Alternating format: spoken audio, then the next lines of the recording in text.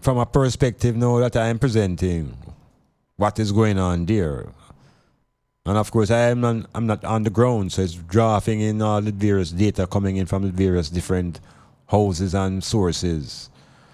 But it would appear from this distance that, number one, historically, Venezuela has been an ally to this region. And when I say ally, politically, Venezuela has been a key partner to the region. And this is so because no matter what you hear happening in Venezuela, let us not forget that Venezuela is a very heavily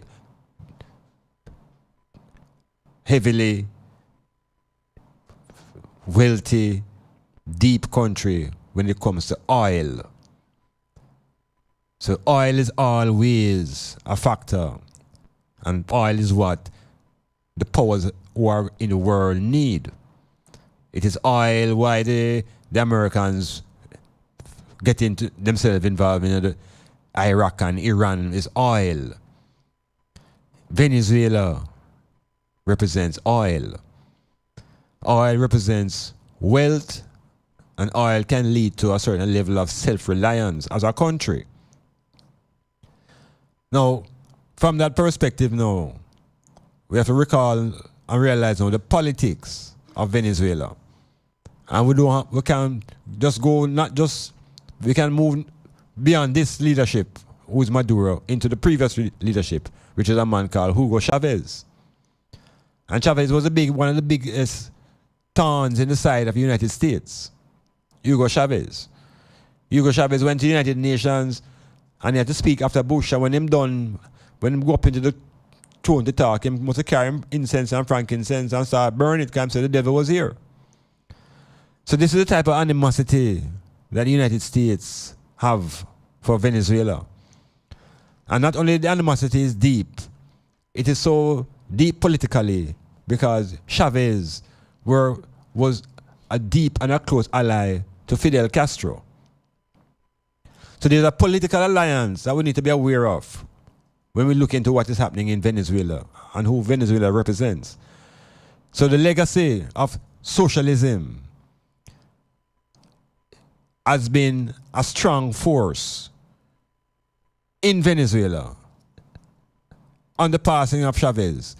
And the United States government from that time till this time has always been working to undermine the stability of the Venezuelan government because of the politics that the government supports.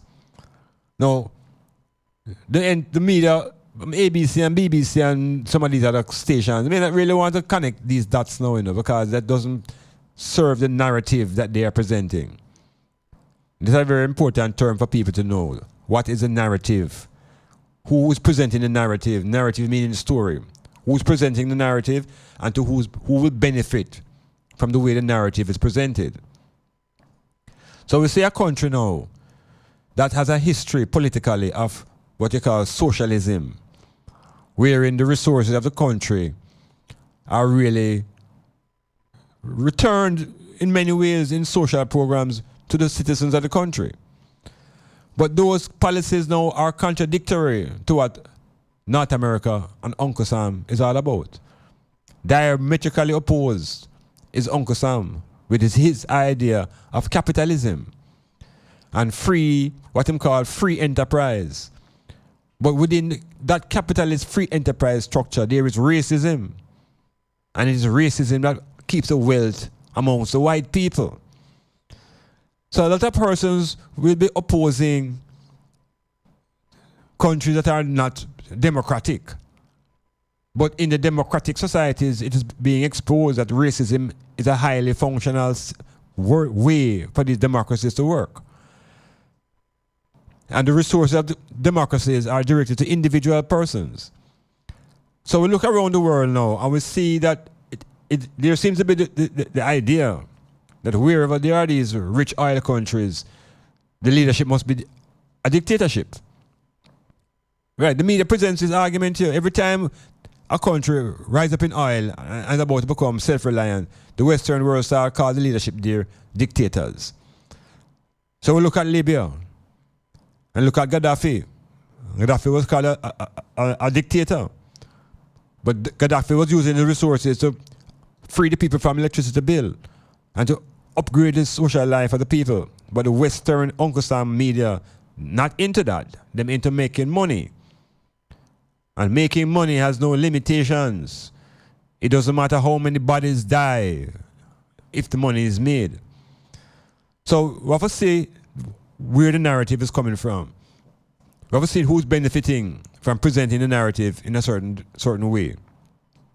So we see the fate of Gaddafi. The American government go for him and pull out the man and drag him to the streets. This is an official leader of a country now, you know. Can you imagine a team going into Washington and taking out Trump? Eh? Can you imagine that? But the Americans have the gall because they have this concept of being supreme. They see themselves as a link to the Almighty God, which is what I want to talk about later. Is it the same God that saved the Queen that is blessing America? Is that the same God that black people pray to? When they say God bless America and God save the Queen, is that the same God that the enslaved people pray to?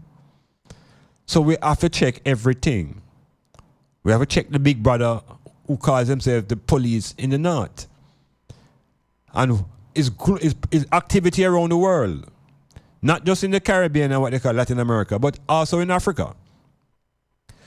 In the middle region that they call the Middle East. We see Uncle Sam going in there and taking out a leader who is there on terms that the people are not in too much disagreement with. And call the man a dictator. And go into Iraq and hang Saddam. Now, what does that say about the concept of sovereignty now?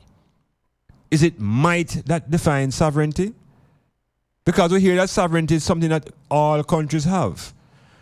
Yet we see in Venezuela, the United States government joining forces with the opposition in the country to help to define that opposition as the president. Where do we go from here? And we have been told to take sides. And I'm saying, black people now, is there any side to take into this? Or is it a time to become conscious of the nature of who the Iranians called the great Satan? When Iran had to clash with the United States for them own oil in 1977, Ayatollah Khomeini recognized what America was and they call America the great Satan. Is him says so. Metamorphosis. Burn down the walls of Babylon and them evil conception things, so that says the Almighty One. More than just judgment. Can I give you more? Said I know that the time will come when all evil man got to run. Why did you shoot your brother down and leave him lying on the ground? Down your weapon, your weapon of destruction. Really? Down your weapon of destruction.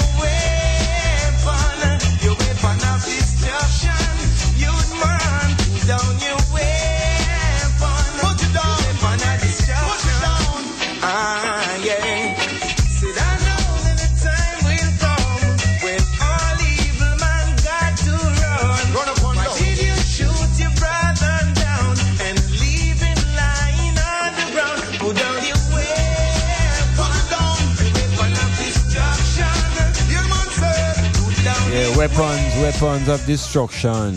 We are in a region called the Caribbean. Venezuela is very close. And whatever happens in Venezuela will have a very serious impact in this region. We're already having problems with the oil because we were able to get a serious discount in our purchasing of oil through the Venezuelan government, and particularly through the goodwill of Hugo Chavez. Now, a lot of those things are now in jeopardy because the Jamaican government has been literally forced to stand in line with the American position.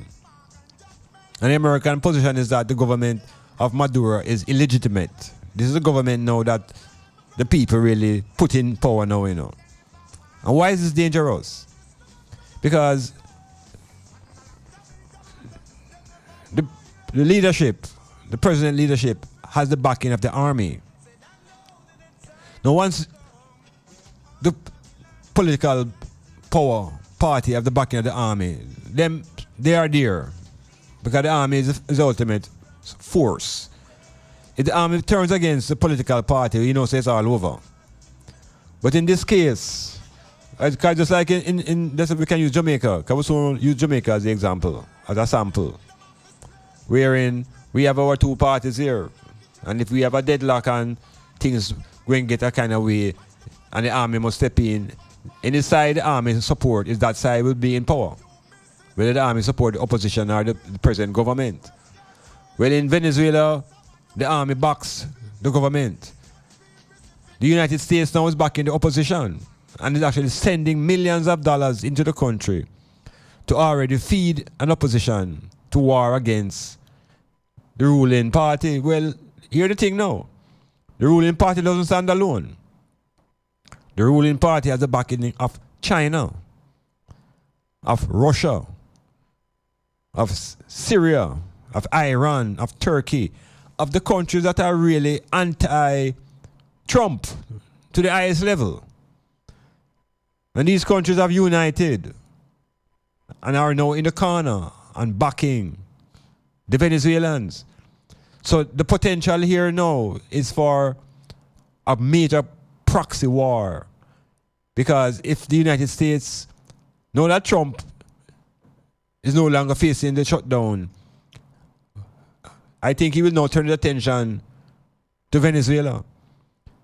And the way him like send out warboat and warship, him stay all the way in America and send warships to Southeast Asia when he was trying to frighten Kim Jong-un. Now this is right on American backyard. Them call this them backyard. So I will not be surprised if they say they're putting all options on the table. And when they say that, they mean military option exists. And if the Americans attempt, which it seems as if they're planning to do, some military intervention, then the Russians and the Chinese and the other powers will also intervene. And this is the foundation now, or the backdrop that is in place and why the region now is so volatile. Because when the Soviet Union and the Americans war, it's never usually in their own country. It's always in another man's country. It happened here in Jamaica. In 1977, when the Jamaican government decided to go along the socialist route and to unite with Cuba, the Soviet Union was a backative, back in Cuba and back in Jamaica. And the Americans said no. So a war was also fought here, a proxy war. And within that war, people were migrating and people were escaping in vast numbers. It's the same thing we see happening in Venezuela. They say about 3 million Venezuelans have so far left the country under duress. The countries that are neighboring are feeling the wrath, feeling the pressure. Colombia and Ecuador, some other countries now where the people are escaping to. Their societies now are feeling the stress. So when you undermine the economy of a country and you encourage an exodus, it is easy to get those countries to agree with you that the problem is the government that is in power. So we find that at the United Nations, the Americans are trying to use their police vibrations to force the world to make the Venezuelan government elect just simply vanish. The Europeans now, them even more bold. Them giving the people them 8 days to have another election. This is the heights of a Buckymaster. Europe giving the Venezuelans 8 days or else. This is high stick up, you know. And it all revolves around the Buckymaster mentality, around the idea of white supremacy and white superiority. And it is through power and might that is being shown that the talk about sovereignty and all those things is just lip service.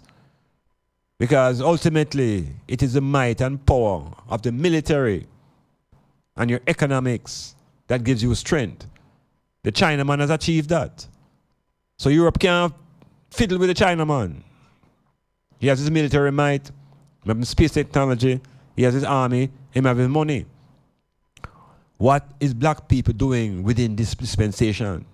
Are we just constantly going to be spectators? We're just watching the drama unfold and being forced to take sides that we can continue to divide and rule and be the rule amongst ourselves. We have to be careful what's going on, you know. We can't take no side in this. We have to lower them. And we begin to recognize, we have to find our own destiny. We have to look towards Africa. Business operators, local and overseas. This announcement is for you. Stylzfm is an internationally known radio network with worldwide listeners in over 120 countries. From our studio in Port Antonio, Jamaica, to the ears of the people in your community, our listeners can be your new customers. Stylzfm is an economical, efficient, and effective advertising option for your business. No matter the size of your business, there's always growth potential. Stylzfm provides the customer reach needed to realize that upward movement. So procrastinate no more. Advertising is a must. For more details on how to advertise with Stylzfm, visit www.stylzfm.com or email info@stylzfm.com or call us on 876-518-2399. Stylzfm, the world listens. Great news, everyone. DIB Block Factory and Hardware Supplies located at 44 William Street, Port Antonio. Now open every Sunday from 9 a.m. until 2 p.m. Stop in and beat the Monday crowd. Get the same great service on a more convenient day. Doing some work on a Sunday, run out of material? No need to worry. DIB Hardware will be there to serve you. Still the #1 supplier in Portland of building materials, hardware supplies, kitchen and bathroom finishes. DIB Hardware, Port Antonio. Now open this and every Sunday. 44 William Street, Port Antonio. See you there.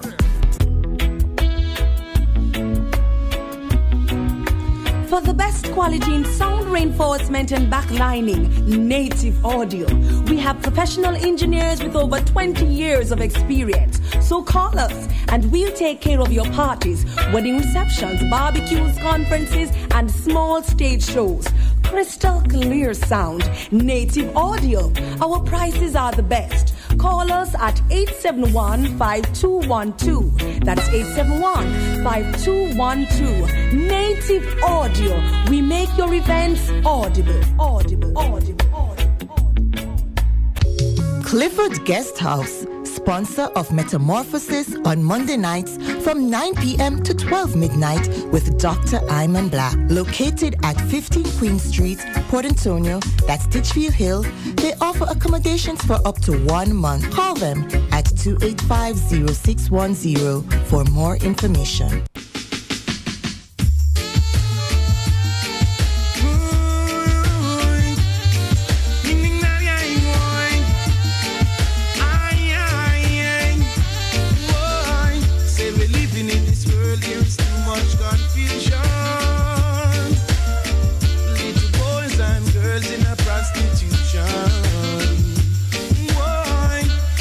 Between the rich and poor get bigger, and get the youths not afraid to press the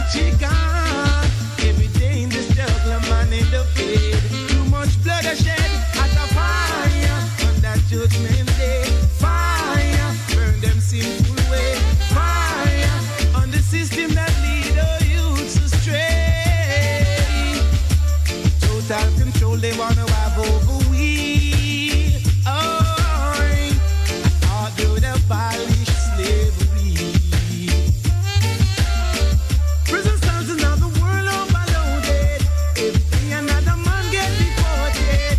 In a time like this, how can the youth survive? Through the powers of the Most High, we've got to stay alive. At a fire, burn them sinful way. Fire, on that judgment day. Fire, on the system that lead our youths astray. At a fire, on that judgment day. Fire, burn them sinful way. Fire, on the system that lead our youths astray.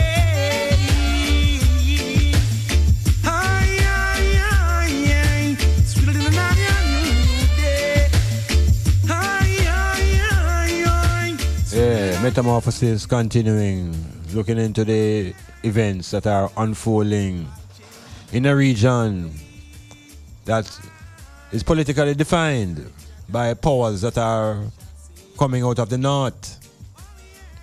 Political powers that are defining the lives of many, many people under the guise of this thing called democracy.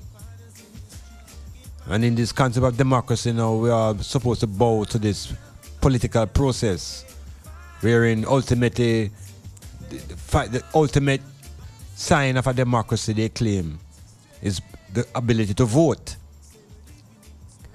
And then we have this situation opposed to it called the dictatorship.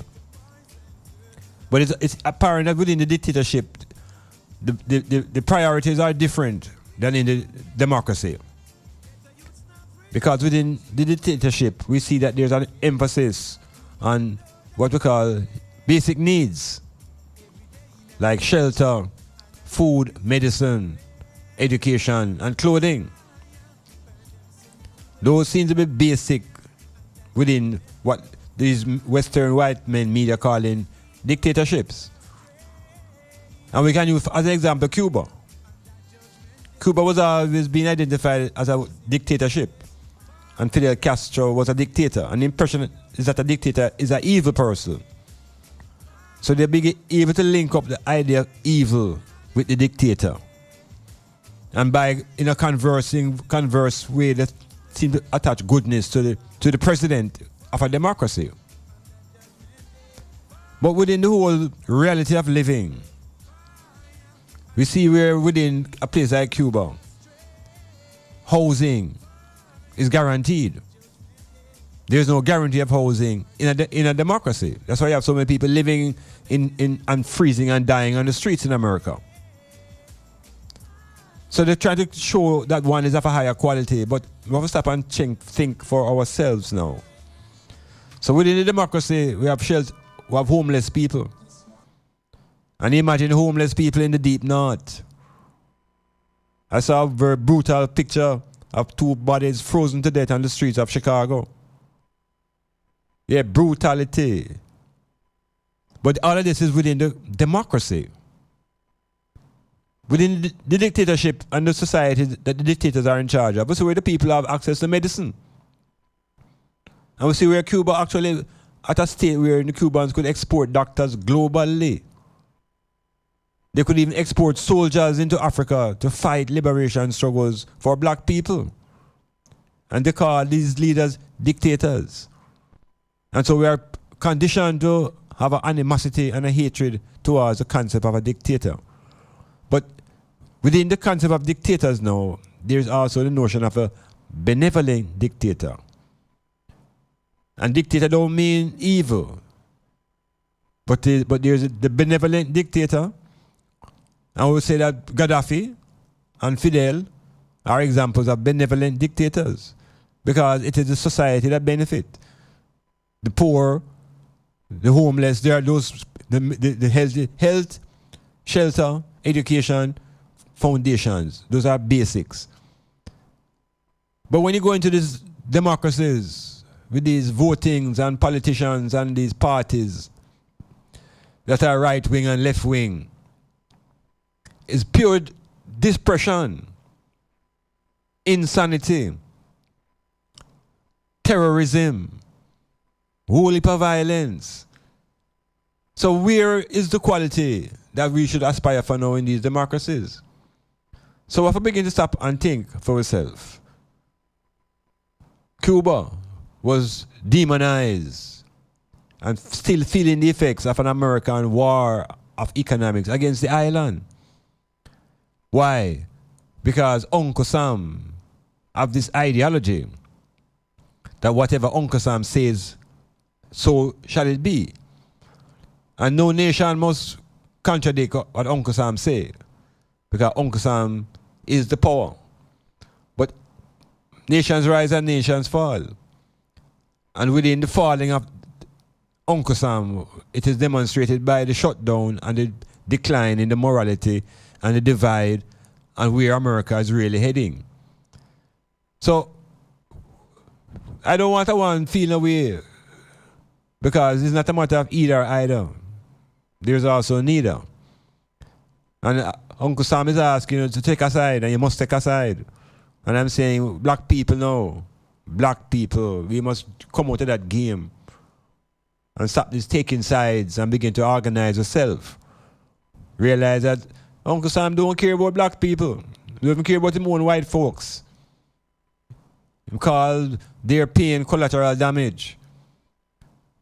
And Americans will exercise that ability to feel no pain. They feel no pain from 2001 World Trade Center event.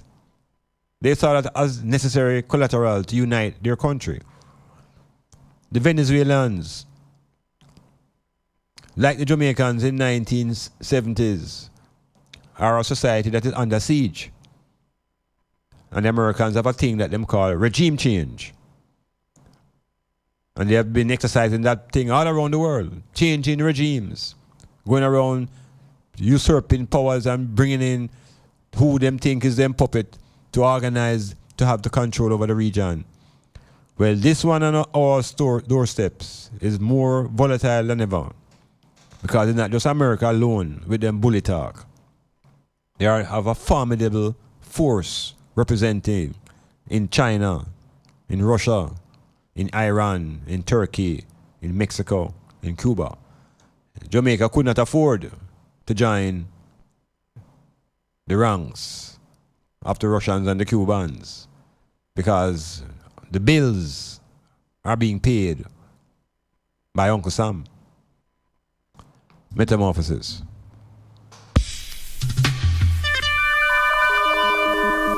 This one is a complete rise. Hear this, hear this, hear this. Aye, aye, aye, aye. Nani boy, nani boy. Ding ding ding nani boy. Aye, aye, aye, aye. Nani boy.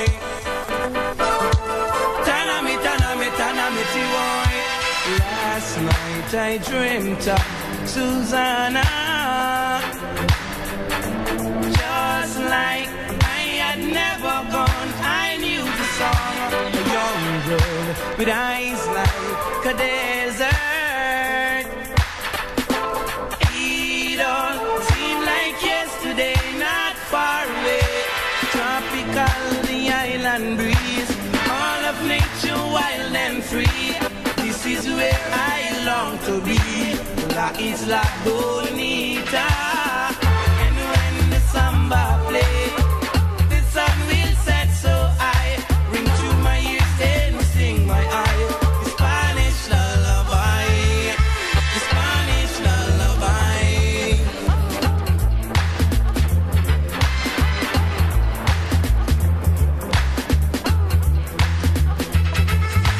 I fell in love with Susanna.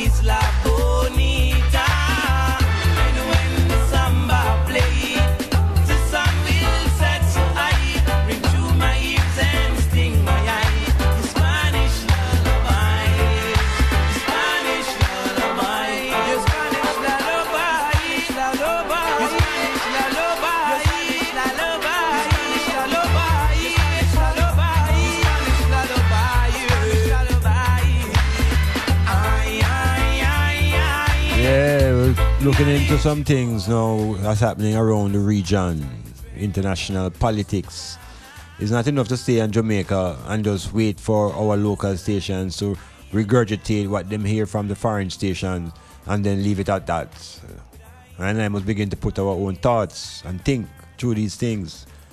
These things have historical antecedents, nothing just happening out of the sky. So if we be able to trace the history and do our analysis and come up with our conclusions, always bearing in mind that we are African people, black people, so our views are from an African perspective. Everything.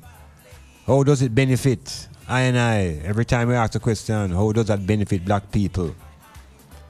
So they give us language and overpower us with words like democracy and dictators. And we are scared of the word dictator. And you know, nobody wants to be a dictator because everybody wants to be democratic. But democratic isms is a set of structures that is built upon racism. And racism is a sign of satanic forces. And so maybe that is why the Iranians characterize America as a great Satan. And you look at the influence of Satan in the scripture, it's always a character that is troublemaking, troublesome. Always creating problems everywhere and every time. Everything is Satan causes it. We look into the Caribbean region, look into Haiti, look into the places where we try to find black upliftment. You find that America is there. Uncle Sam is there. Playing watchman. He has a big CIA agency and him have the local FBI, and it's a one big observation. So we have to begin to be more observant to self as a people. We have to look into language now and look into the concept of a dictator. Gaddafi was a dictator, but the people benefited. Gaddafi had a concept of a unification of the entire African continent. And look at the leaders who have become democratic. And look at what they are practicing. And how they try to cling on to power until they die. And it's about self-aggrandizement. So this democratic construction that they have given to us, it don't work for black people. It don't work. And obviously, if it was anything beneficial, we would steal it. Because them say we're naturally thief. So, in a place like Venezuela, the people should be grabbing a democracy left, right, and center. Why should America be there now trying to force democracy on the people? Using their money power. Let us not take our eyes off the oil. Because the oil is a crucial element. If there was no oil in Venezuela, America would have no interest there. Because it's not even politically strategic. But it is the oil. So, taking aside, we have to take the black side. We have to look at our own condition. Look at the situation in North America. And look how black people are treated generally. And look how the government can be shut down by a president who declares that him want a certain amount of money out of the pockets of the American citizens. And if him don't get it, him shut it down. And it's like a poker game. And bluffing, and the woman ultimately don't take the bluff. And him back off and tell them, say, him don't donate because in 13 days' time, if them don't do what him want, he's going to use greater powers. So the white people are scrambling now in 13 days to do something. So they are able now to administrate and change them laws to prevent what is happening in the White House of getting out of hand. What is happening there is that the tyrant has declared himself. That Trump is now a tyrant. And he has the backing of the billionaire club in America. Now, black people, what does that have to do with we now? How does that upgrade the life of black people when we see the conditions now, even that surround the leadership in a place like America? The Chinaman thinks of his home, and so do the Indians. And Garvey did say, we're now going to know ourselves till certain things. Yeah, but right now, Trump is pushing everybody back to the wall. And the women are uniting to fight back against Trump. All forces, Europe uniting, the Koreans are uniting, the Chinese, is the black people now that must get the final message. That we have to unite and develop our own agenda. Because the agenda of Trump is very clear. Make America great again. And to do that, you have to invoke the Monroe Doctrine. And that is a doctrine that was defined in by the American president, that all of this region belongs to America. And everybody in this region must bow to the political directions of America. That is Trump's agenda. Black people must define what will be our agenda within this time. Metamorphosis. I am watching them, slightly changing everything. Where Rasta is all about. True love, positivity where we bring. So they should know the words of Jack is ever living. I say deeper, Rasta should be deeper. Whoa, whoa, whoa. You must care about the people. Deeper, Rasta should be deeper. Yes, yes, yes. I'm my brother's keeper. Deeper, Rasta should be deeper. Whoa, whoa, whoa. Than to wear khaki and turban every day. Deeper, Rasta should be deeper. Whoa, whoa, whoa. I'm my brother's keeper. It's more than the turban, more than the robe, and more than the natty ear. It's much, much more than to say Stylzfm, Marcus I. Me no do this for image, me no mimic, me no do this for them. Go and tell them, no do this for material gain. Never call them dead Rasta, they should be ashamed. I call King Stylzfm name in vain. Tell them it's no game. Them a wolf, so me see them spiraling down. Tell you a rock of Gibraltar standing firm and solid ground. Deeper, Rasta should be deeper. Whoa, whoa, whoa. You must care about the people. Deeper, Rasta should be deeper. Yes, yes, yes. I'm a brother's keeper. Deeper, Rasta should be deeper. Whoa, whoa, whoa. Not to wear khaki and turban every day. Deeper, Rasta should be deeper. Yes, yes, yes. Yeah, man. I'm a brother's keeper. Ever so humble, me no grumble, me a satisfied. With the little that I gave to I and I green and gold, Jack in control. Promise and is there for our duty to be old. So Rasta, don't you defer, stand firm and don't you quiver. King Selassie, I Almighty will deliver. Touch not the Lord Almighty, then don't you defile. And your works must be pure in Judge's sight. Deeper, Rasta should be deeper. Whoa, whoa, whoa. You must care about the people. Deeper, Rasta should be deeper. Yes, yes, yes. I'm my brother's keeper. Deeper, Rasta should be deeper. Whoa, whoa, whoa. Not to wear khaki and turban every day. Deeper, Rasta should be deeper. Yeah, yeah, yeah. I'm my brother's keeper. You see the elders when we set it must be turning in them grave. Just to see how them ya younger as behave. That when shot in them death. Who don't know his left. Remember say the road to Zion is one way. Some living out glass house and still throwing stone. All them walls and barriers, Rasta broke it down. As long as the king sit upon the throne, Rasta man is never on his own. That's why I say deeper, Rasta should be deeper. Whoa, whoa, whoa. You must care about the people. Deeper, Rasta should be deeper. Yeah, yeah, yeah.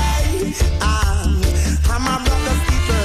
Deeper, Rasta should be deeper. Yeah, yeah, yeah. Yeah, Metamorphosis continuing. Dr. Iman Blak here. Trying to outline a set of activities and events historically and contemporarily, and trying to project what is really on the horizon. As I speak to you now, I'm just looking at a memo, a note. The United States National Security Advisor, his name is John Bolton. He has just gone into a meeting and he has revealed to the press through his notepads that there are 5,000 troops being organized to send to Colombia. So it is beginning to look as though there's going to be some form of military intervention by the United States in Venezuela. Now, that is not a very pretty sight, because the counter force to that is the Soviet Union and China. And once military force begins to move in that direction, there's going to be a counter force. So what are we looking at down the road? And how will those events affect a place like Jamaica, being forced now to take sides? Because in the 1970s, you know, when the socialism was a global force, Jamaica was high on in the ranks of the non-aligned movement. The Prime Minister at the time, Michael Manley, was highly respected and recognized in the global non-aligned movement. Non-aligned movement was the countries that were neither fully capitalistic nor communistic. These are the countries that were called themselves non-aligned. And Jamaica fell in that line, and Michael Manley is one of the leaders of the non-aligned movement. And so that movement supported the idea of social programs and socialism as a political ideology, wherein shelter and food and clothing, certain basics would be guaranteed almost. But you find that in a place like Jamaica, in the 1970s, the consciousness of the population, driven by socialism and heavily influenced by Rastafari. So the idea of self-reliance, the idea of not bowing to what we call Babylon, all those ideas were strong in the 1970s. 1972, Michael Manley comes to power, and Jamaica is under a very spiritual vibration in terms of consciousness, African-centeredness. And so Cuba is also our neighbor, and Cuba was a bright and shining star within the Soviet orbit. Cuba was really a strange country to be so close to the United States in the first place. So America always felt edgy about Cuba and the idea of socialism. Well, it got to a very intense level in 1961.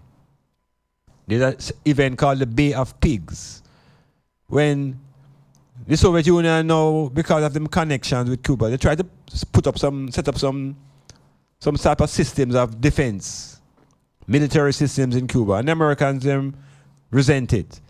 And it caused a standoff between the Soviet Union and the United States. Submarines were sent into the waters, and they were on the edge of what they call a nuclear war. And everything toned down. And from that time till this time, the Americans have always had the Cubans under them eye. Well, Jamaica now, we became very friendly with Cuba politically in the 1970s. And so Michael Manley and Fidel Castro became best friends. All of that now to the angst of Washington, who felt that Jamaica was a star in the Caribbean. And if Jamaica was to follow the route of Cuba, then why wouldn't Trinidad follow? And they developed a thing called a domino effect. Like, you know, if you line up some dominoes and you knock one, all of them go down. So the concept was that if Cuba influenced Jamaica and Jamaica would influence other countries, America would lose the whole Caribbean to the Soviet Union. So they set into motion their agency and their agents of subversion. And for years they tried to disrupt Cuba. For years the CIA tried to assassinate Fidel Castro. That is the extreme that the American government goes when they want to change your regime. Well, Jamaica now, we never so fortified like Cuba. Because we never fight no civil war, we never have no experience at war outside of amongst ourselves. So in 1976, when the Manley decided to go fully with the Cuban experience, America said enough. And so there was a steady campaign by Washington to undermine the Jamaican government. And they did it economically. They began to destabilize the country by stop buying the bauxite Because America was the biggest buyer of Jamaican bauxite. So them stopped buy the bauxite and the money started shrink. Foreign exchange started get lessened. And you understand in Jamaica now what happened when the foreign exchange slowed down. Things become expensive. And to double up on that now, the oil crisis set in. So the oil price is going up.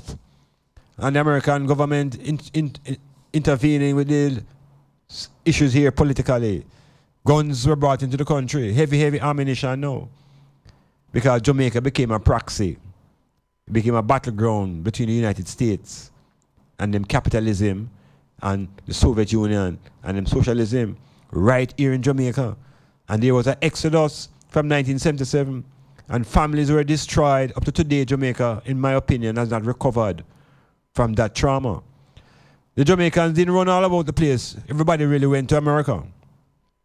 That's where the exodus went to the United States. In Venezuela now, people can't go to the United States, so they go to the nearest countries. So the pressure now goes onto those countries. And those countries are going to complain. And so the government of Venezuela begins to look like how the government of Jamaica did look. It can't manage. It's just unable. And the only thing is for the government to change. And we say, make a look at what's happening around us. And let us reflect on the nature of Uncle Sam. And how Uncle Sam operate, considering themselves to be the great policeman. Uncle Sam is moving with an iron fist in a white glove. And we think that he's soft. Uncle Sam is brutal. Uncle Sam also believes heavily in God, that God should bless America. And Uncle Sam's relative in England believes that God should also save the Queen. And the question is always, is that the God that the black people need to reject? Metamorphosis.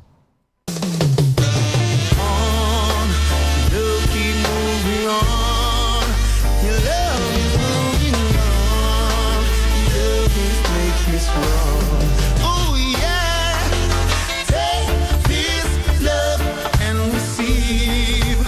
You are all I need. I got no trick up my sleeve. Oh yeah, yeah, take this love and receive. You are all I need. I got no trick up my sleeve. Oh yeah, yes, thoughts of you up in my head, and every second I feel it spreads, coursing through my vein. Well, can't wait to get home to look up in your face, 'cause girl, you feel my vibes. I'm so glad you're with the I. Well, we laugh, we cry, sometimes we fuss, but that happens to all of us. I'm so glad you're mine. Well, take this love and receive. You are all I need. I got no trick up my sleeve. Oh yeah, yes. Take this love and receive. You are all I need. I got no trick up my sleeve. Oh yeah, yeah. Don't be crazy, them woman and no face me. Can't rock me world, plus them can't bring my baby. You alone, up in my home, for I. Say girl, you put a spell on me. Love a blossom and a spell on me. You put that smell on me. Now there's no turning back. Hey, many a times we be rolling down the street. Man, them smell your cologne and know them feel the heat. Infatuation, what them feel is not real. A Rasta man alone about the feel. Take this love and receive. You are all I need. I got no trick up my sleeve. Oh yeah, yes. Take this love and receive. You are all I need. I got no trick up my sleeve. Oh yeah, yes. This love be blasting, everlasting. Watch out now when my baby be passing. All night flashing in a jacuzzi basking. One heap of prayer and fasting. Been a long road, took a long time to be here, but I'm here and it's fair, plus it's crystal clear. Whenever you need me, I'll be there, yeah. Just to comfort and keep you warm. I'll be the shelter from the storm. Set you straight and leave you feeling great, great, great, great, great. And take this love and receive. You are all I need. I got no trick up my sleeve. Ooh, yeah, yeah. Take this love and receive. You are all I need. I got no trick up my sleeve. Ooh, yeah, yeah. Take this love and receive. You are all I need. I got no trick up my sleeve. Ooh, yeah, yeah. Take this love and receive. You are all I need. I got no trick up my sleeve. Ooh, yeah, yeah. Take this love and receive. You are all Come on, Juna Kelly. Yes, take this love and receive. Yeah, we need love, but I don't know if love is really the answer. Because the answer that we need is really consciousness amongst ourselves as people. As black people, we need to raise the standards of our own self-esteem. You know, when you're coming out of a system wherein your generation was once chattel, whatever is chattel, chattel don't have no personality, you know.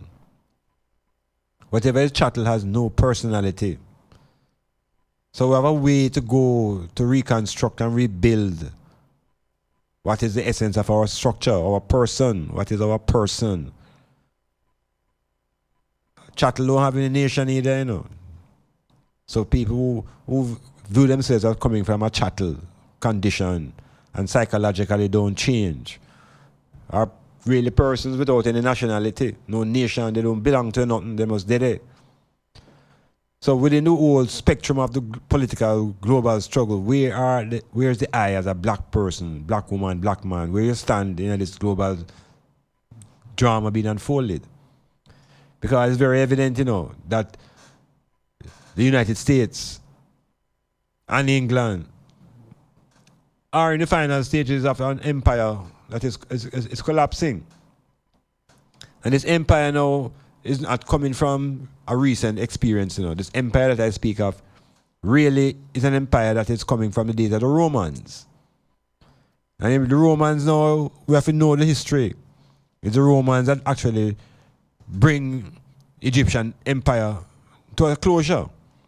It's them shut down the final Egyptian libraries and museums and really end the power and the rule of black culture. And we can use it the 50 years before the Christian era, when the Romans infiltrate Egypt and began to get involved with Cleopatra and that dynasty. It's from this now the whole thing starts, you know. It's from this how we start get whitewashed.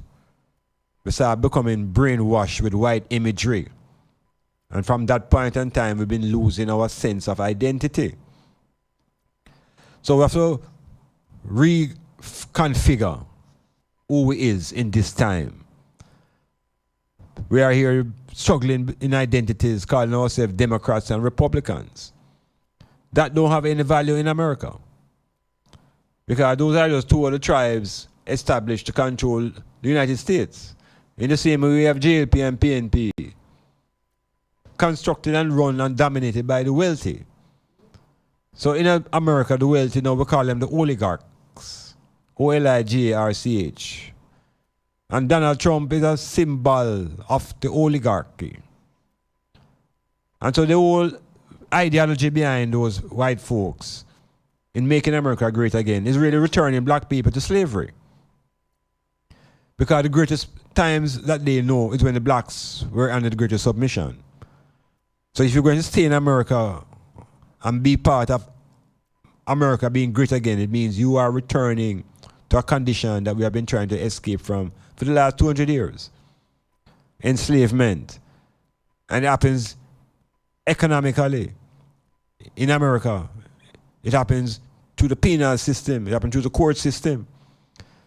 So the waking up, there must be a wake up, at the center.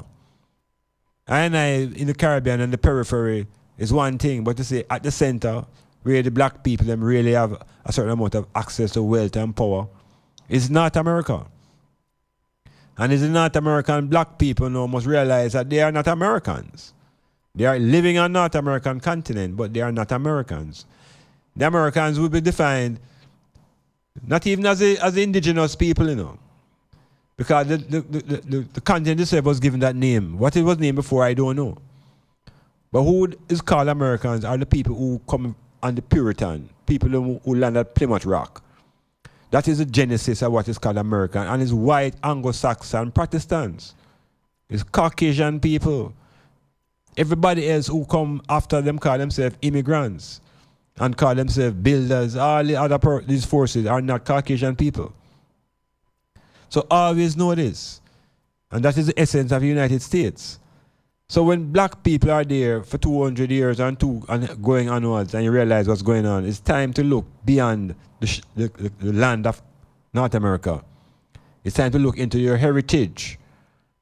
And the heritage of a land, of a continent that is crying out. So the black man in America, like what Whoopi Goldberg is saying now, she's thinking it's time to leave. Trump has given her enough to recognize that it's time for even she with her money to leave. So the message is clear. It's not about getting up and leaving. It's about organizing yourself individually, getting your own consciousness in place and making some decisions about the next generation, where your children shall be. So we can look into the world and realize that something serious happening on the shores. Is world powers now converging. The greatest thing right now is that there are no nuclear weapons, as far as we know, in South America or in Venezuela.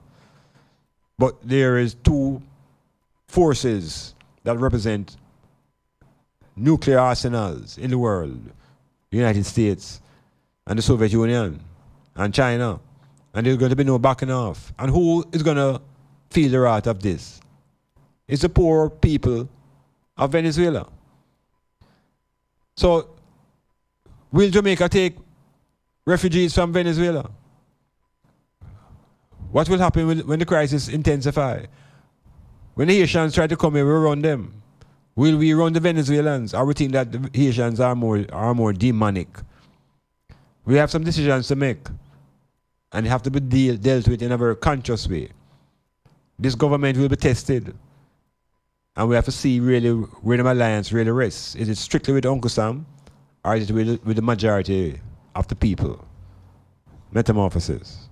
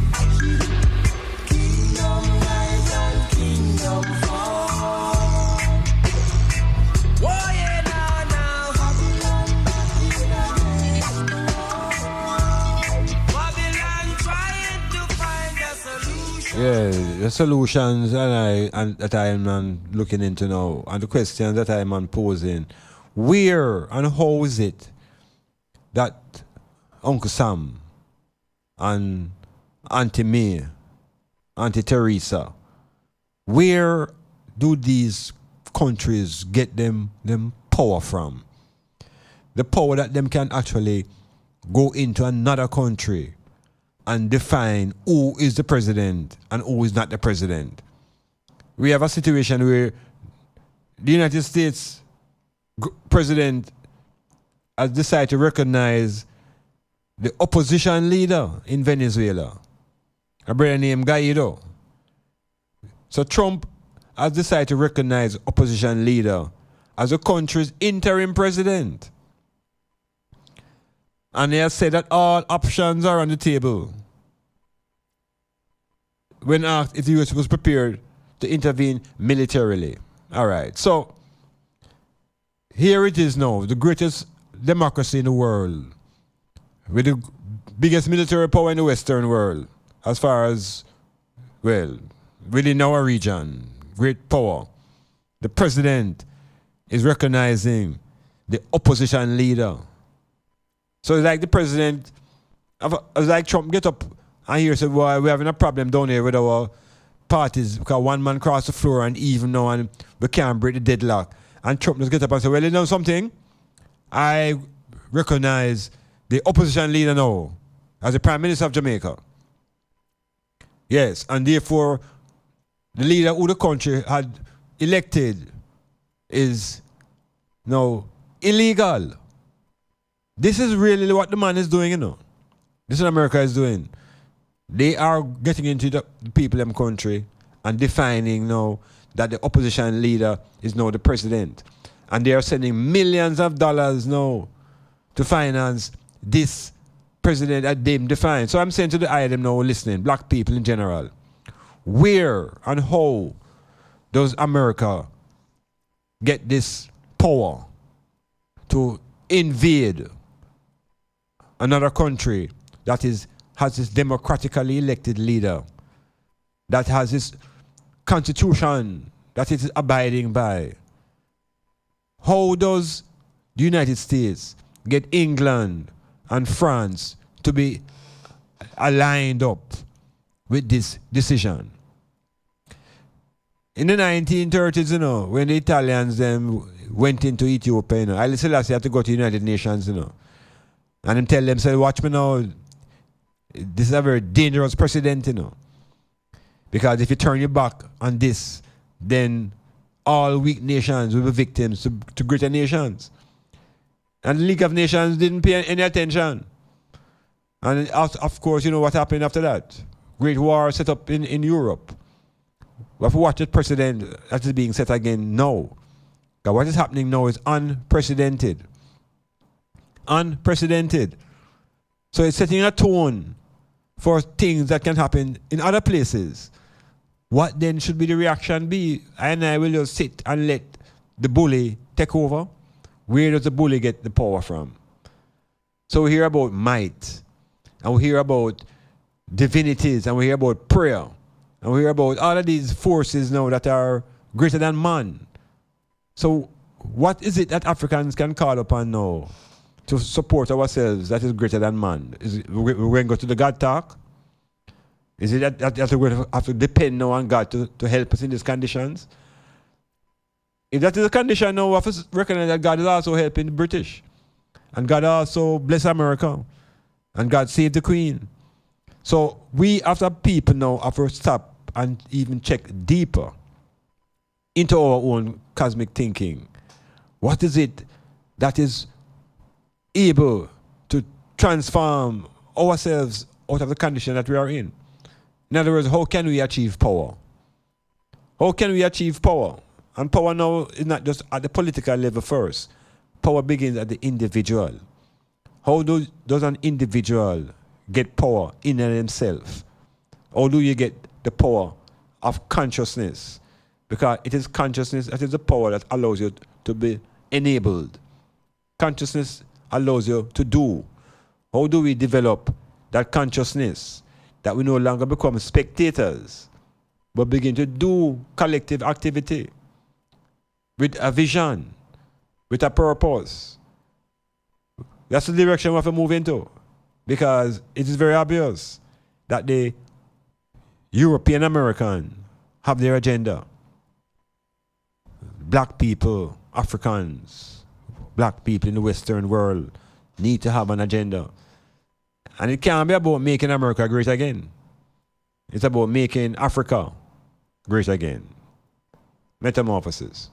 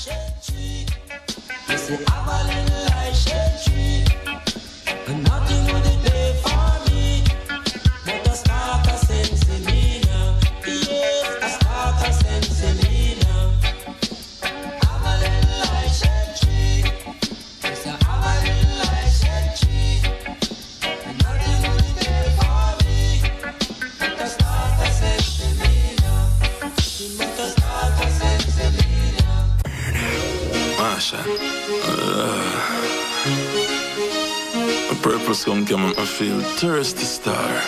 Me no drink green soda, so me buy a champagne. Every airport seat, so me fly a damn plane. And me higher than Octane, higher Octane. Yo, that spliff ya, that spliff ya, that spliff ya, that spliff ya. Make me feel like me woulda take a dive off of that cliff ya. Channel star, that spliff ya. That spliff ya, that spliff ya, that spliff ya, that spliff ya. Me tell God left heaven, give me, make me do that shift ya. Right now, every pilot a call me the sky boss. Every chicken knock, every junk come me fly fast. In a high school school, me did in every class. I know me mean me did in every high class. If you ever want see me broke a big fight fast, or get dark like when I kill a high class. Make a boy ever try sell me no dry grass. My grades are the high, no matter the high cost. My spliff longer than 5 dozen bypass. I coulda spear me see Bob Marley drive past. Me and Toshal them a tackle about 5 floors. All cranberry stain reach for me white sauce. Don't see me face back a smoke when the light pass. Like semi barrow and a Tamili white mask. What a spliff feel nice, this a musty pine sauce. All if a big choker come, me a try cross. Yo, that spliff ya, that spliff ya, that spliff ya, that spliff ya. Make me feel like me woulda take a dive off of the cliff ya. That spliff ya. That spliff ya, that spliff ya, that spliff ya, that spliff ya. Me tell God left heaven, give me, make me do that shift ya. Architects, draftsmen, and surveyors, get your drawings printed in high-quality professional standards. We can satisfy your printing needs. Whether it is for presentation to your clients or for submitting building and subdivision application, make it VJ Printing Services. Whether drawing by hand or with computer-aided softwares, we will plot your negatives and print the copies as you need. We do high-quality white paper printing that is water-resistant and never fades, unlike traditional blueprint. For more information, call VJ Printing at 893-2266.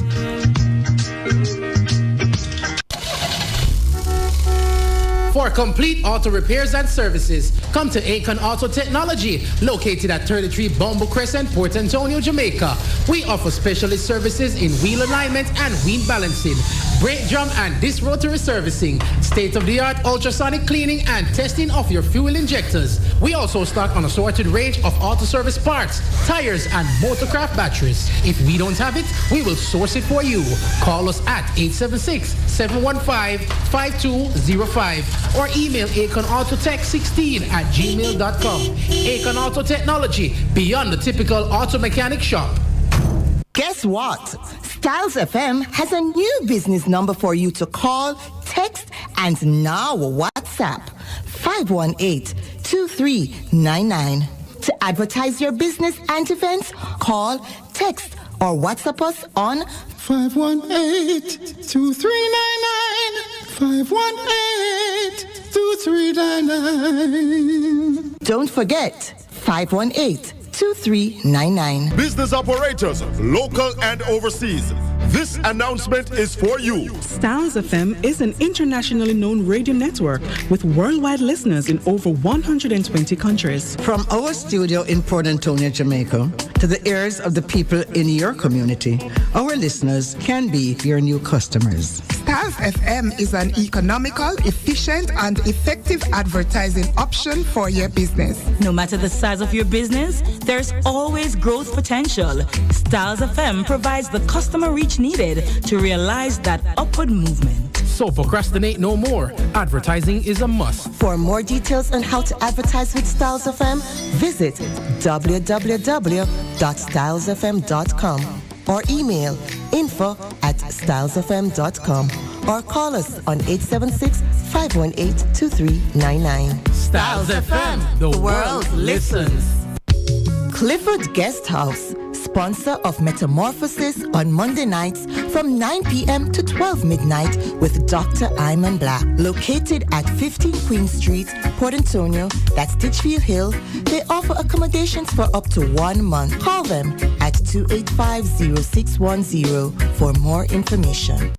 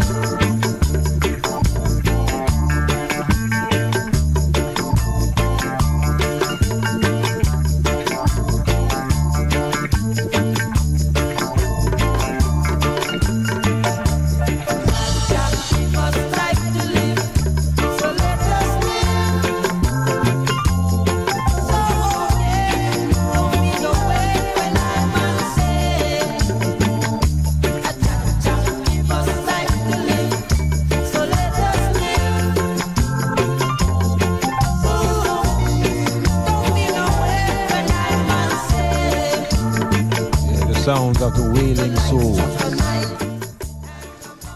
So it comes always down to the point wherein as an individual and as a people, African black people, we have to make some decisions.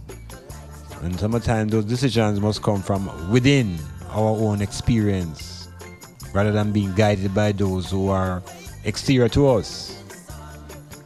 So whenever we have crises and emergencies in our lives, we tend to turn to spiritual ways and discussions and ideas for solutions. So we are encouraged to look to the spirit for answers to our problems. But when we look into the world problems, the global problem, the political and the military, I doubt that spirit can solve those issues. Because those issues are issues of power, and power only responds to power. So as a people who are normally in the audience, as the spectators, how do we move from being spectators to being participants? How do we get involved in the show? How do we get a sense of power that we can become active agents? Well, we also have to examine why are we powerless? Because that could also lead to the answer that we're searching for. Why are we so powerless in global affairs that we have to stand on the sideline and watch the bigger nations work things out and we can't find our own solutions? But I'm saying it begins at the individual level of perception of how do you perceive your own self. Do you see yourself as an agent? Do you see yourself as a center of influence? Do you see yourself as a center of power? Because if you lack that self-perception, then you will just be like a piece of paper. When the breeze blow, you go anywhere it go and you land. How do you get that self-groundedness that you can begin to make decisions out of your own consciousness? Well, I think part of the whole resolution to our issue is developing what Marcus would call self-confidence. But then the confidence cannot come unless you are, number one, aware of yourself and have a certain level of self-esteem. Now, self-awareness as a foundation, what does it mean to be aware of yourself? You have to, first of all, know what the self is. And you have to know about the elements that make you up. What is it that is the center of your consciousness? What is the center of the power within you? Are you an insignificant piece of paper going through, or are you a conscious force that has to be recognized? Because we have to make these decisions first before we can talk about making change. Now, the education we get and the religious training we get does not encourage us to think that we are significant. We are sort of schooled into thinking that we are really insignificant beings just passing through in this time and space, and the more important time and space is after we die. So a lot of our focus is on afterlife. And people are concerned, a lot of black people are preoccupied with afterlife. And afterlife means after death. So this is a region that nobody has an experience in it, but we are preoccupied with it. What happens after death? And we are so preoccupied with that we almost become paralyzed in action, in practical activity, because we are so involved in trying to save our souls. So in each individual now trying to save them soul, there's no real collective effort to save the race as a group, you know. Right? Everybody depend on their own soul saving mission. And you get that whole idea now through the religion that they teach you. And that you must save your soul because your soul really belongs to God. So we come right to the front of the argument now. The whole notion of the divinities. Are we going to depend on divinities to relieve our conditions? Are we going to move the forces from in front of us by ourselves? We seem, as a people, to be locked into dependency on divine forces and divine interventions and divine what do you call that, inspiration.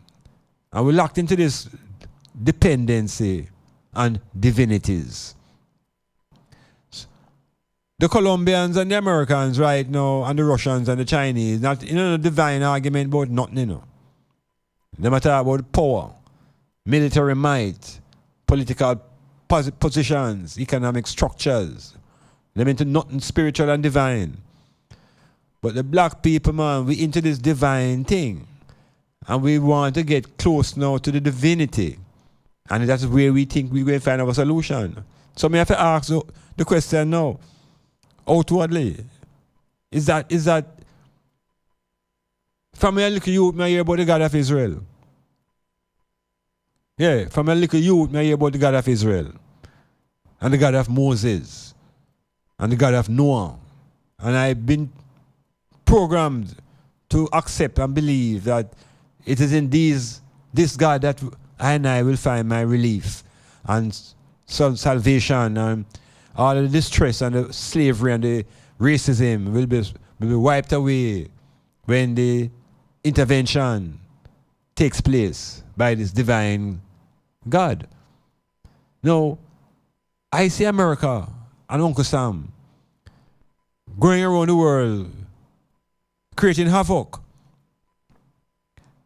wars, regime change, thousands of people dead.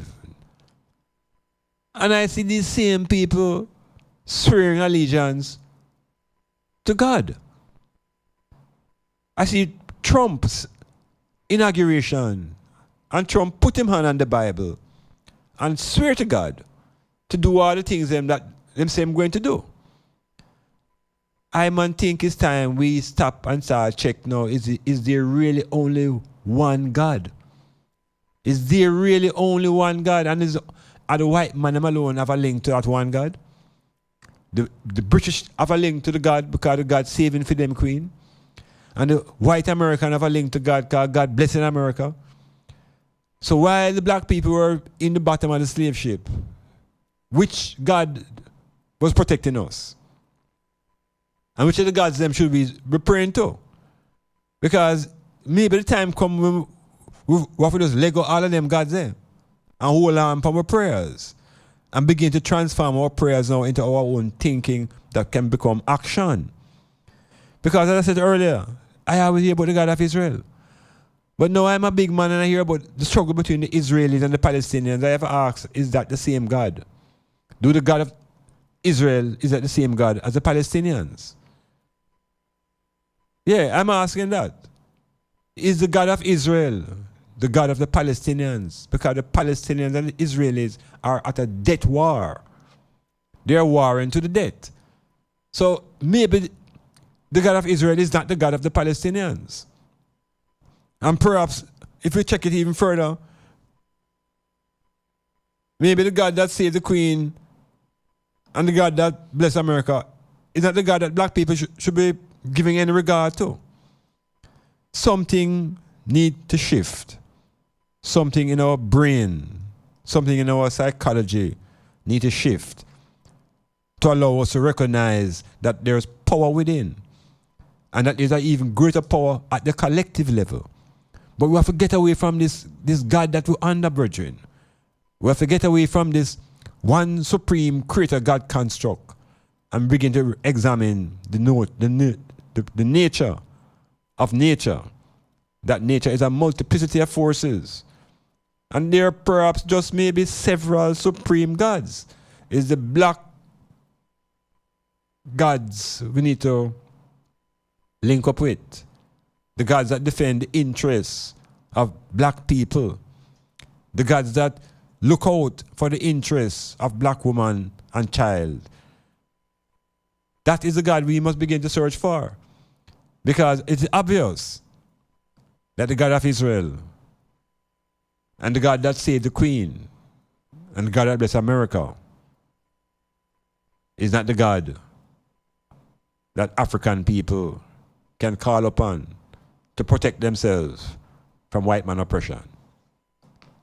Metamorphosis.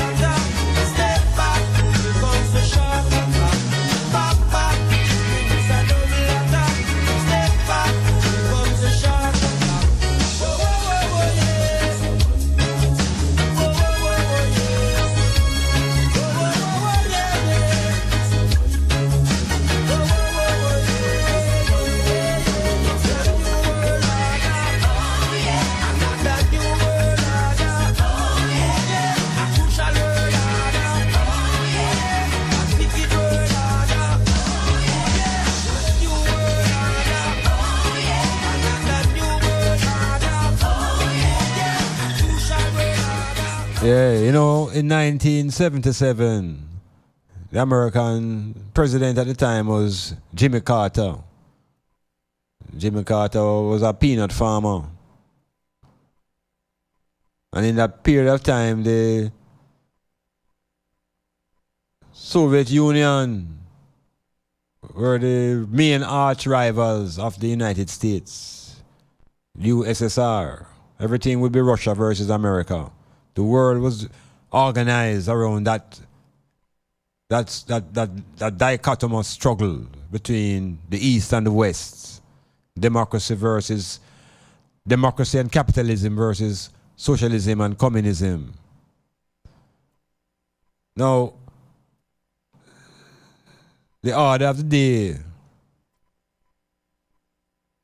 in today's world, the order has somehow shifted because the Soviet Union no longer exists, but Russia still exists. And Russia now is on the rebound. Russia is trying to re-coup and reconstruct itself as a superpower again in the world. The United States, at the moment, is wavering. The United States at the moment, just like England, is wavering because empires rise and empires fall. And what's interesting about what's happening with the United States around us is that it is the type of leader that is really bringing the empire to a close. Now, prior to Donald Trump, America had Barack Obama and Michelle Obama in the White House. And they symbolize family and civility. What we have now is no symbol of families in the White House. And there's nothing civil in the White House. What is there is white American, Anglo-Saxon, Protestant, redneck culture manifested in a billionaire. Now, black people, it's an opportunity to reflect on self and really roots, where we come from, where will we be as a people in 10, 15 years? How do we use the present experiences to galvanize a kind of movement of black people? Because there is no other time but now. And I think all nations in the world, all groups are taking advantage of the time. Because by default, Trump is having all forces unite. That's not his intention, but by default.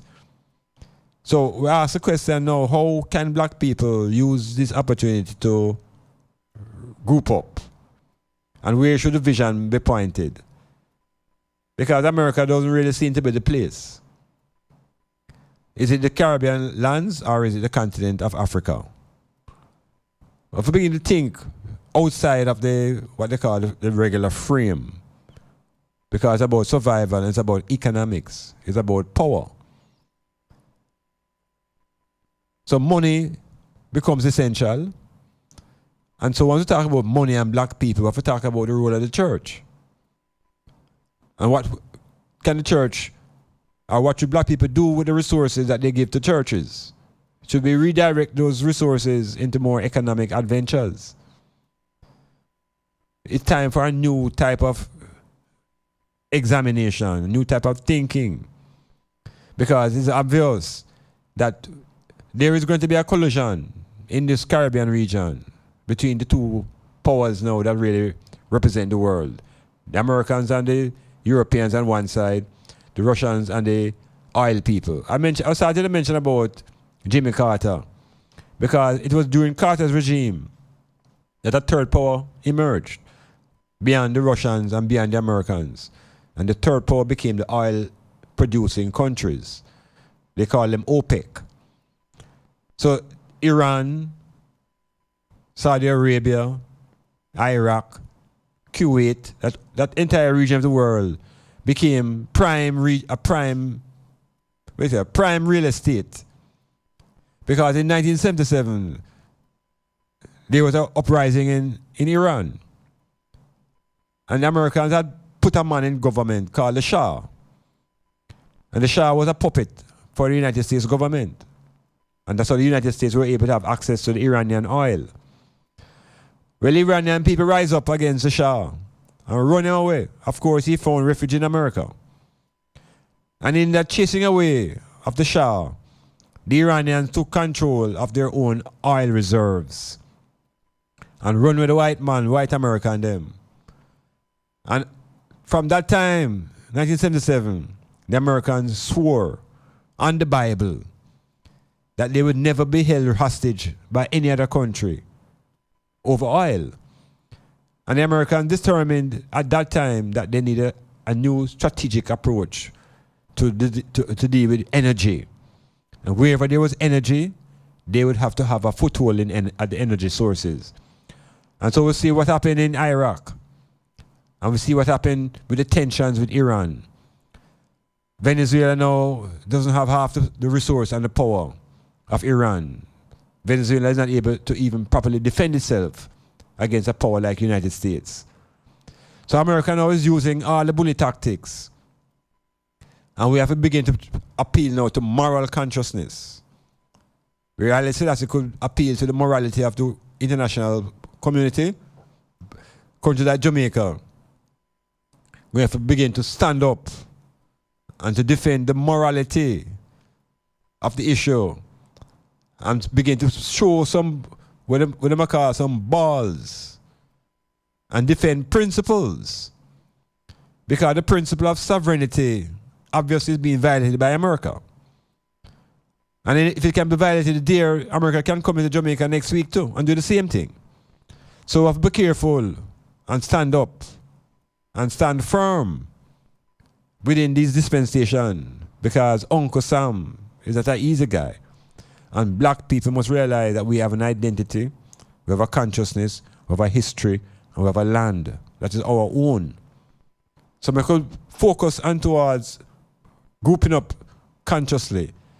We could break down the divides that religious institutions create. Because why so many divisions under one God? You'd expect divisions if there were many gods. So it's a very strange paradox that under one God, there are so many different denominations. It suggests that we might as well recognize that there are several gods and return to the polytheistic way of living. We may find a greater unity in the polytheistic way of thinking. Metamorphosis.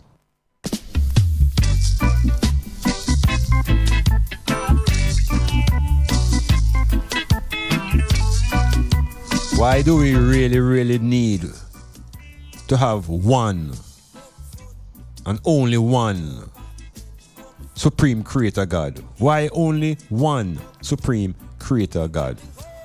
Why not several Supreme Creators? I could open it up.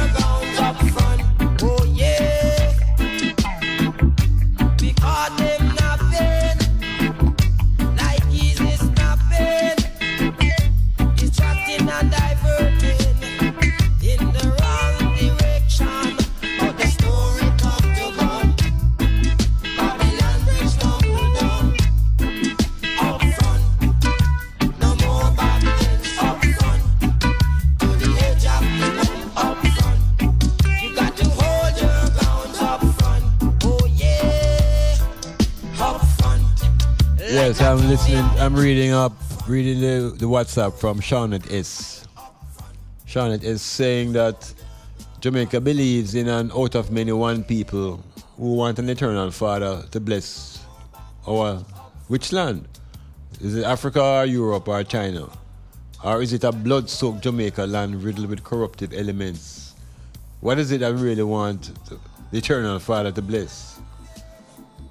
Yeah, well, blessing can't work anymore. Because whatever the concept of blessing means is coming from somebody above, and that being above has the interest of us down here. All of that I think is fiction. Because when the rain falls and a man says blessings, it's a blessing to the farmer. It's a curse to the man who drowned out. So I am not going to get into the concept of blessings. And when a man see me say me blessings, I don't know what it means, you know. When a man see me and say blessings, I don't know what it means. Wait. What that mean and where it coming from. Because I don't know of anything in the sky that's going to bless me. And what does blessing mean? It means money going to reach me, or I'm going to have good health. I'm not really in that frame of thoughts. But we have to really find our way out of this morass by ourselves.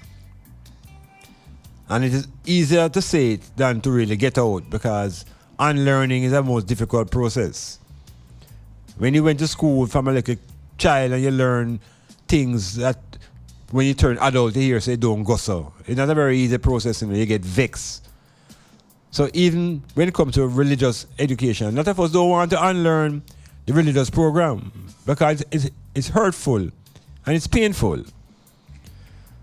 So we are under the concept of this supreme God. And Uncle Sam pushed that concept on us carefully. And the whole concept of the one God really coming out of the Roman domination. And the Romans imposing them philosophy of a one God now that is merciless and is a God of war. And the Egyptian construct of the one God, which is a God of mercy and justice, has been totally reversed. And now what we hold on to as our one God is a God of war and a God that is jealous, a God that is envious. We have to release ourselves of those ideas. How can we be worshipping an entity that is jealous? How can we worship an entity that is warlike? It means that we are also supporting those characteristics. In other words, we admire and we adore those characteristics. We have to shake out those things. Those nations that are in power, they're not calling upon no one God to help them. They're calling upon them one machine gun. And they call upon them bomb and them plane. And they call upon the soldiers. And they call upon their economic principles and policies to govern the world. We have to come out of the spiritual talk. And we have to get practical. And being practical means recognizing that it's power that runs the world. Military power, economic power, intellectual power. Spiritual power does not run the world. So we see when we get to a level of consciousness and shake off this spirit thing and this dependence, and this one supreme God that them tell us watching over us and guiding and protecting us, we have to come out of that fantasy. If we need to really embrace the notion of gods and goddesses, we have to begin to deal with it in the plural. If we begin to speak about the many gods and goddesses, the many creative forces, fire, water, air, these are creative forces. This is the multiplicity of the Creator that we must speak to. But because of the power of Uncle Sam and the Roman Catholic Church, they are able to convince us that there is this one supreme that overlooks everybody and cares for black people. That is the part that is baffling. The idea about care. Because if there was care, how could we end up in the bottom of a slave ship? And how could the people in a place like Venezuela find themselves at the barrel of a gun that is promoting democracy? So where is the guidance from above? I am saying it does not exist. It's a hard lesson to wake up from. But the creator forces that we are calling upon doesn't exist in the sky. It exists within our own consciousness. When we come to that state of awareness, then we begin to lift up our self-esteem. And we begin to talk about self-reliance and self-rule. Because at the moment, we're nowhere near self-rule. We are still at the level of being servants and slaves and still being happy about it. Some people are celebrating that they are servants because they are servants of the Lord. But what then is the Lord? If not just a construct and an idea created by Uncle Sam and forces that rule. Metamorphosis.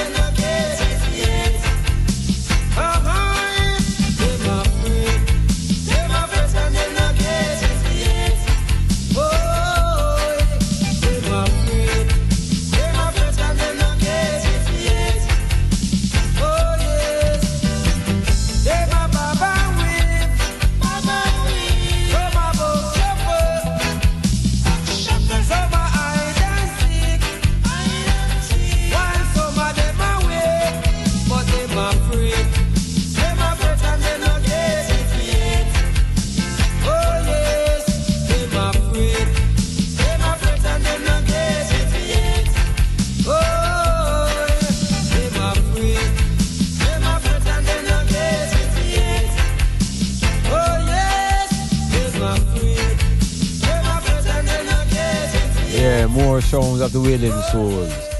And here upon the WhatsApp now, Shawnette S. Shawnette S seems to be a very thoughtful sister. Well, she's taking on the idea about several supreme creators and saying that maybe they would create in their own likeness, and using a musical example and just thinking that several supreme gods with each his own creation, and then a turf war would start. Whose God is best and so on. So just saying the heart of man is a problem. Each is right and none is wrong. And the saga continues. Well, hear me now. The thing about the heart of man now, I am practical. Because the heart of man just pumps blood. So I would say it is the thinking of man where the problem rests. That's what I'm saying. The problem is in the head of man, in his brain, not in his heart. Because we can't transplant heart out through medical processes. We can't move the brain yet. So we have to work with it. Wherein each is right and none is wrong, that is coming from what I call binary thinking. Wherein it's either or either. And that type of thinking is encouraged by the education system. And the education system is not there to liberate your thoughts. So when black people think into the binary, which is a either or either, there is always a conflict. There's always a confrontation because we don't know about neither. It don't have to be either or either, it can be neither. In other words, both of us can be wrong. So we have to make space for that in our thinking, Shawnette. It's not in our heart. Heart pump blood. It is our thought process where the man them jam way up. And so we have to begin to work on our thinking. Recognize that it is a sense. The school tells us that we have 5 senses and they don't mention thinking as one of those 5 senses. So we're not accustomed to use it. So we're more locked into recitation and memory and cliches. You know, you ask a man a question, them tell you what the Bible say. Well, John said this, and then you ask him, so what did John mean by that? He said, well, Peter said that. And he asked him, say, then if Peter says that, all that mean that? He said, well, Matthew did say that, and he does not think. So I'm suggesting to Isaac that the problem is not the heart. The problem is the brain. Enough of the brain of man stultified. Enough of the brain of man is underutilized. So therefore operating at the level of the animal. And remember now, the animal has intelligence. Animal has no education, Animal functions on the level of intelligence. You see a dog about to cross the road and the dog see the car coming, the dog stop and turn back and wait and then the dog go after. That is intelligence. And every living being possesses intelligence. So when it comes to man, the African man, the highest manifestation of consciousness, is the most intelligent being on the planet. But we don't know. We have lost that memory and we are into the mode thinking that we are slaves and we need to be saved from the sins of some forefathers who were created in a book. So the liberation of the African black mind comes when we begin to free ourselves from the fear of the divinities. Those arguments about soul and spirit and saving that and the afterlife, that is where we are bogged down with fear. And so we don't act in the present. What is happening in the present will not be resolved by spirituality. It will be resolved by economics and politics and military issues, military intervention. But the individual man, individual woman have to be conscious of the whole and everything. And we're saying, black people, we need to drop the fear of this Almighty watching over us and drop the dependency of our liberation coming through prayer. Because prayers, as Garvey said, are just energies that are expended into the atmosphere. There is no ears in the sky to hear our wailings because we have been wailing for centuries. The echoes of the wails are still in the Atlantic Ocean. You go into the tunnels and the holding centers enslaved Africans. The vibrations are still there. The smells are still there. So we can't take ourselves out of reality to try to project ourselves into a future that is a fantasy. But to deal with issues of now. And what is happening now is that the world is undergoing a power change. A rearrangement is occurring in the world between nations. Alliances are shifting up. Black people need to become allied with each other. We must become our own allies and begin to transform our own conditions psychologically first. And then we move towards the level of a unity at the level of economics. And the economic unity now in a place like Jamaica can come in a very simple way, but it's being frustrated by those who are governing. The thing called cannabis, the medical cannabis is no solution for economic liberation. It is the hemp. The hemp is the key. And you notice, nowhere is it being highlighted and emphasized. Because those who are governing don't really want I and I to be liberated in our economics, because we're going to begin to also think for ourselves. It is the hemp is the key to economic liberation for black people, particularly in a place like Jamaica. The cannabis is a pseudo liberation because no man feels them can smoke without any restraints. It's a great psychological feeling to know that the police can't harass you anymore for a spliff. But that does not transform our economic situation. The poverty is still deep and still being entrenched by those who maintain control of the status quo. The same man them now who moving in to control the ganja industry, who were the main proponents of oppression. They are not the ones who are going to tell us that ganja is not the key. They are not the ones who are going to tell us that hemp is the answer. Hemp is the answer. The ganja is for smoking and for those who have wealth to be able to get involved into the medical industry. Where is the first hemp farm in Jamaica? How we can't see a hemp farm yet? How we can't see toilet paper made from hemp yet? How we can't see no school uniform made from hemp? That is the key to liberation. Uncle Sam fighting the ganja for all of these years because Uncle Sam seems to have a direct connection to the Supreme Force. It's must that. It's must that. Because why, as a people, we cannot define our own destiny? Where is our sovereignty? Is that a fantasy? The same way the Supreme guiding force is a fantasy? Metamorphosis.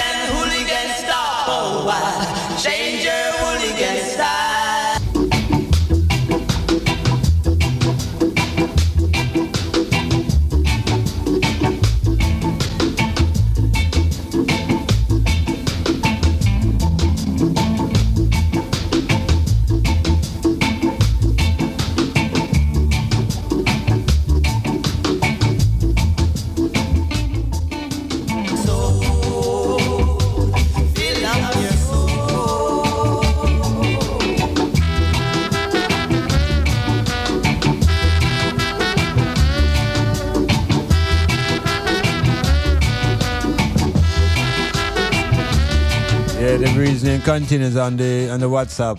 His daughter here is telling me now that the brain, the problem could not be the brain. Well, I want to say no. If the problem is not the brain, then where does the problem rest? Because what is it that man thinks with? You see the heart that you're trying to speak about?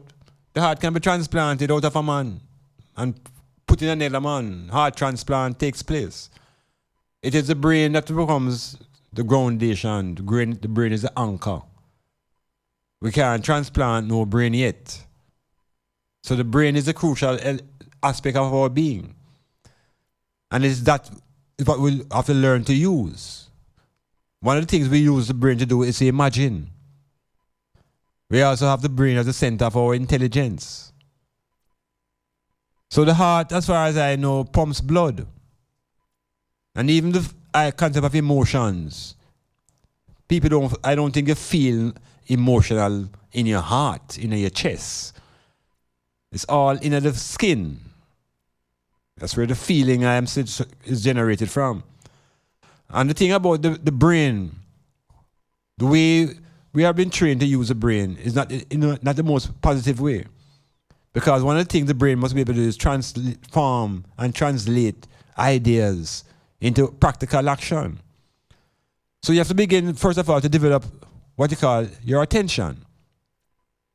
You have to have what you call an attention span.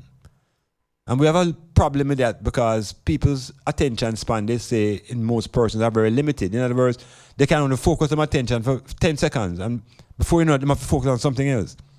When you can begin to focus your attention on the ideas that you want to generate, you're beginning to put yourself in a position now where you can actually visualize the idea.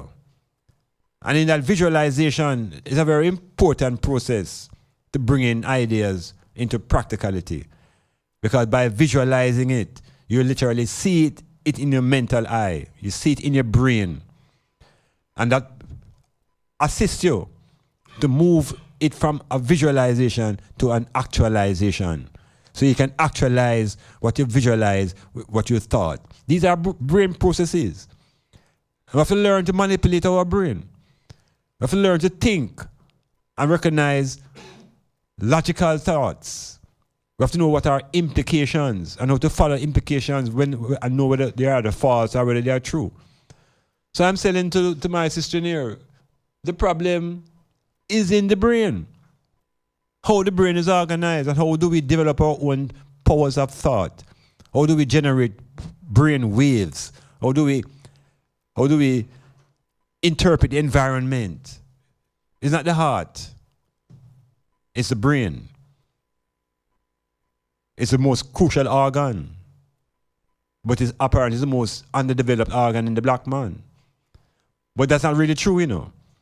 Because when you look at some of the greatest inventions in the world, they all came out of the black brain. Metamorphosis.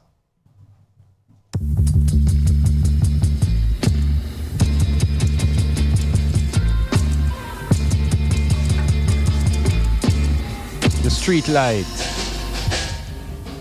the heater system, the internet, all kind of things. You go into NASA, the space program, and though you don't see the black brains up front, it is the black brains that are working out the mathematics and the science to allow these white men to take their vessels out of the Earth's atmosphere into other places. It's the brain power of the black man that designed the mathematics of the pyramids. That is where our strength rests. Let no one fool you. Let no one tell you about them have it in them heart. You get heart attack if too much things get so.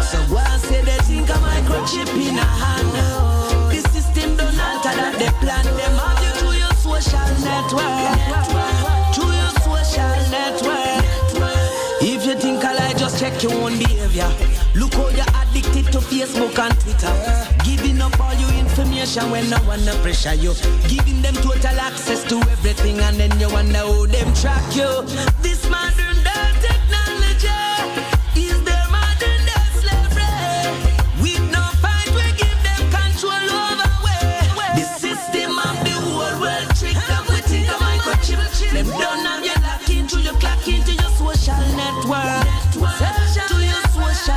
network. So go and say they think a microchip in a hand. The system don't alter that they plan them on you through your social network. Through your social network. Everything is not always what it seems. The system will always have new platinum schemes. Heal up all Torontoites. Heal up Lance. Heal up Kasha Block. Heal up to those who are deeper north on that side of Canada. And of course, heal up all those are on the North American United States side. Those who are in the States of America. Those who are get a little relief now to Trump at the bow to Nancy. Like when Jack fell down and broke his crown. But there's more to come. So the ones stay in tune with themselves. And don't get too involved in the distraction and the politics of taking sides. On the side they must take now is the black side. And right now the struggle is not about black people as far as I am concerned. But it's about black people because there are resources. And in Colombia, enough black people live in Colombia. And plenty of black people in Colombia are poor. So we have to look at all angles. We can't just look at Uncle Sam. Because we know about the brutality of Sammy. As I say, Iranians call Uncle Sam the Great Satan. They know what they're talking about. Give poor people some space. You know it's the Doghouse Productions. And now we'll make an introduction to the world. Where you say the wicked want them. Can't bear if you see me face. And you say the bad mind want them. End up in a very bad state. I want to heal up A.D. Wilson. She's a control the library in St. Thomas. And she was also a librarian in Port Antonio. Yes, give thanks for the connection again. And great editor, great person. Good to see the eye again, you know. And we have things to do in this February month called Black History Month. I want to hear the Bubbles, driver, taxi man coming out of Harborview. I want to know how him can hear Stylzfm in Harborview, and I tell him how. Everybody can go on the WhatsApp and download and have access to the program. So, hear up ones and ones right here in Port Antonio. Ones and ones in the western side and the eastern side of the parish. Those in St. Thomas and those in St. Anne. Those in St. Catherine and those in Trelawney. Those in Manchester and St. Elizabeth and those in St. James and Westmoreland and Hanover around the island. Hear up all the ones and ones who listen to Stylzfm and to the Metamorphosis. Hear up people in the Caribbean. Hear our African brothers and sisters on the continent. Hear those in Europe, those who are down under. Hear those who are right here in Bombrook. Yes, heal up our Bombrook forces. I stand firm on my own 2 feet, and I won't ever accept defeat. My success is destined to come.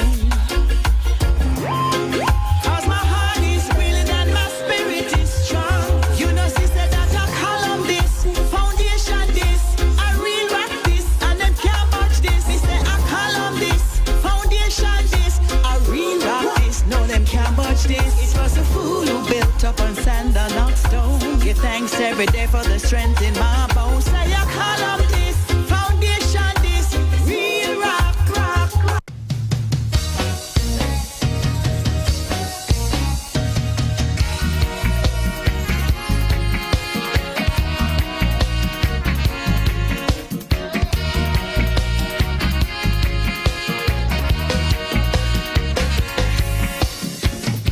So remember, all highs is unlost. So remember, all highs is unlost.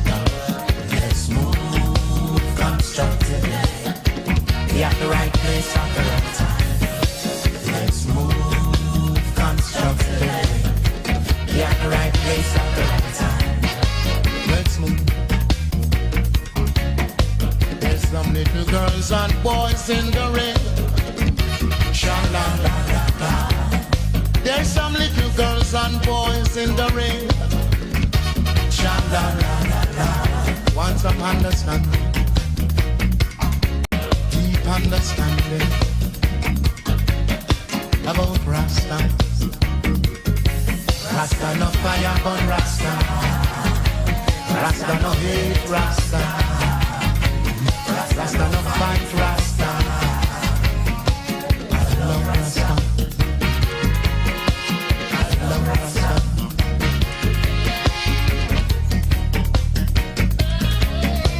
Let's move constructively. Tell the children, tell them, so we got to move on. Move on to the future. Oh yes, the new century. There's some little girls and boys in the rain. Sha-la-la-la-la. There's some little girls and boys in the rain. Sha-la-la-la-la. Rastaman, we got to be ready. Not like Freddy, more than Freddy. Rastaman. And when we moving along, we will be always singing Jaja song. You can come along, my neighbors, come along. You can come along, my neighbors, come along.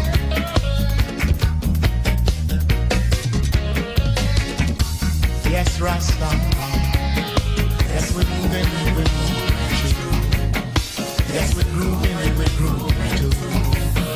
Yes, we're dancing, we're dancing too. Yeah, no time to be divided by identities that have been imposed.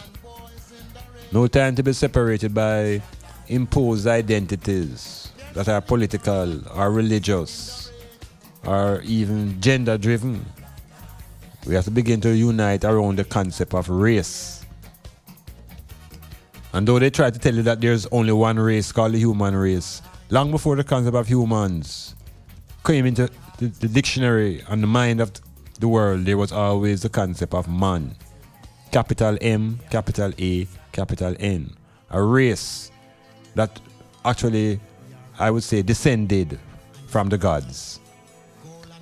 A divine race of people, the black race, this ascended from the gods. The Europeans claim their descendancy from the primates. Let them hold that. Black people, we are ascendants of the gods. So make us know ourselves within our own divine space. And let us unite in that divinity of our blackness. Peace unto the item. Iman Blak. Out. The distress